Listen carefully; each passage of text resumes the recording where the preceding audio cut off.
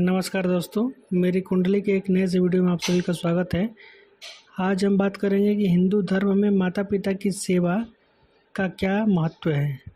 दोस्तों, हिंदू धर्म में माता पिता की सेवा को सबसे बड़ी सेवा माना गया है। शास्त्र मातृदेव भव, पितृदेव भव आदि सम्मानित वचनों से माता पिता को देवताओं के समान पूजनीय मानते हैं। माता का स्थान तो पिता से भी अधिक माना गया है। जननी और जन्मभूमि को तो स्वर्ग से भी श्रेष्ठ कहा गया है। प्रत्यक्ष में माता और पिता के द्वारा ही संसार के शरीर का निर्माण होता है। अतः शरीर देने वाले सबसे पहले देवता माता पिता ही हैं।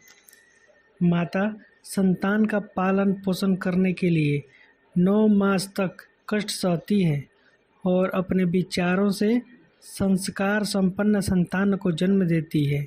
इसलिए माता पिता संसार में सर्वाधिक पूजनीय हैं।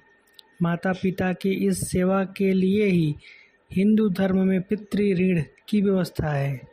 इस ऋण को चुकाए बिना अथवा माता की अनुमति के बिना पुत्र को गृहस्थ जीवन से विमुख होने की भी आज्ञा नहीं है।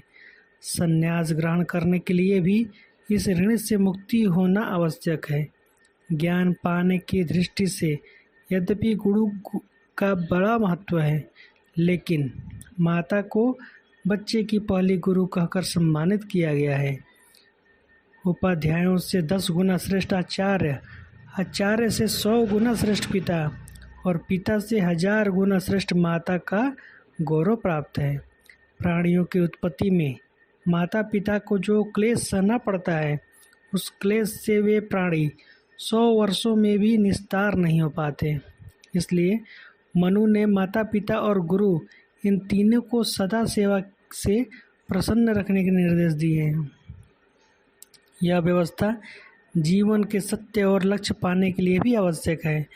माता में भक्ति से इस लोक का, पिता में भक्ति से मध्य लोक का और गुरु में भक्ति से ब्रह्मलोक का सुख प्राप्त होता है। जिन पर इन तीनों की कृपा होती है, उनको सभी धर्मों का सम्मान मिलता है। और जिस प्रकार माता पिता तथा गुरु की कृपा नहीं होती, उन्हें किसी धर्म के पालन से सम्मान नहीं मिलता।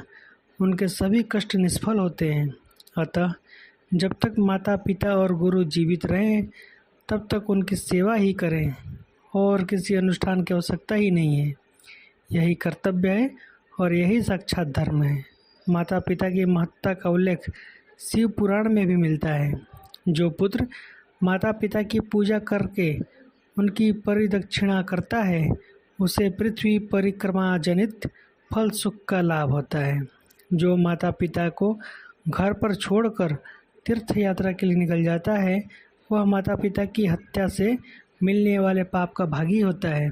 क्योंकि पुत्र के लिए माता पिता के चरण सरोज ही महान तीर्थ हैं।